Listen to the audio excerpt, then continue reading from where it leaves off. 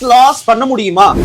ரமலானுடைய மாதத்துல நோன்பாளிகளாக இருக்கக்கூடிய நாம ஃபேட்டா இருந்தோம் அப்படின்னு சொன்னா லீன் ஆக முடியுமா? அதே போல சஹர் எங்க போய் சாப்பிடலாம், சஹருக்கு என்னென்ன இடத்துல போய் சாப்பிட முடியும், இஃப்தாருக்கு எங்க போய் சாப்பிடலாம், இந்த இடங்கள்ல நீங்க எங்கேயுமே சாப்பிட்டிருக்காத பல வினோதமான பொருட்கள்லாம் இங்க கிடைக்கும்.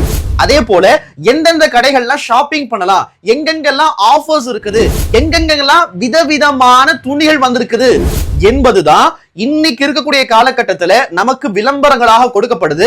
தயவு செய்து இந்த மாதிரியான வீடியோக்கள் உங்களுடைய கண்களுக்கு பட்டதுன்னு சொன்னா உடனே தூக்கி போட்டுருங்க. நீங்க ரமலான்ல எதற்காக அடைஞ்சிருக்கிறீங்க? ரமலானுடைய மாதத்துக்காக நபி ஸல்லல்லாஹு அலைஹி வஸல்லம் அவங்க ஷாபானுடைய மாதத்துல இருந்தே இதற்காக தயாராக ஆரம்பிச்சிருவாங்க.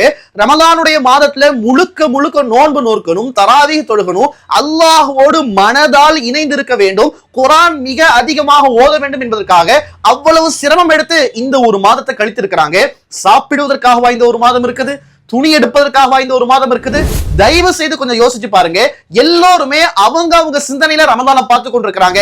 ஆனா ரமலான நாம அல்லாஹ் ரசூலுடைய கண்ணோட்டத்துல பார்க்க வேண்டியது இருக்குது. இமாமே ஆலம் அபு ஹனீஃபா ரஹ்மத்துல்லாஹி அலைஹி அவங்க ரமலானுடைய மாதத்துல மட்டும் 90 குர்ஆன்களை ஓதி முடிச்சிருவாங்க. எப்படிங்க முடியும் அப்படின்னா, ஒரே நேரத்துல 1 மணி நேரத்துல 100 இட்லி சாப்பிட்டு முடிக்கிறவரை பார்த்து நமக்கு எப்படி ஆச்சரியப்படுறோம்? ஏன்னா நம்முடைய கண்களுக்கு முன்னாடி தெரியுது. அதே போலதான் 90 குர்ஆன்கள் அதுலயே இருக்கிறாங்க, குர்ஆனுடைய பணியிலே இருக்கிறாங்க.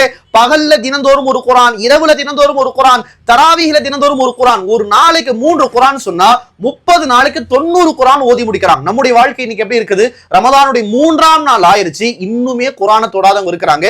எனவே யாரெல்லாம் இந்த இஃப்தார் சம்பந்தமாக, சஹர் சம்பந்தமாக, ஷாப்பிங் சம்பந்தமாக, ஃபேட் லாஸ் சம்பந்தமாக யோசிச்சு ரமலான் நோன்பு வச்சிட்டு இருக்காங்களோ அவங்களுக்கு இந்த வீடியோவை அனுப்பி விடுங்க.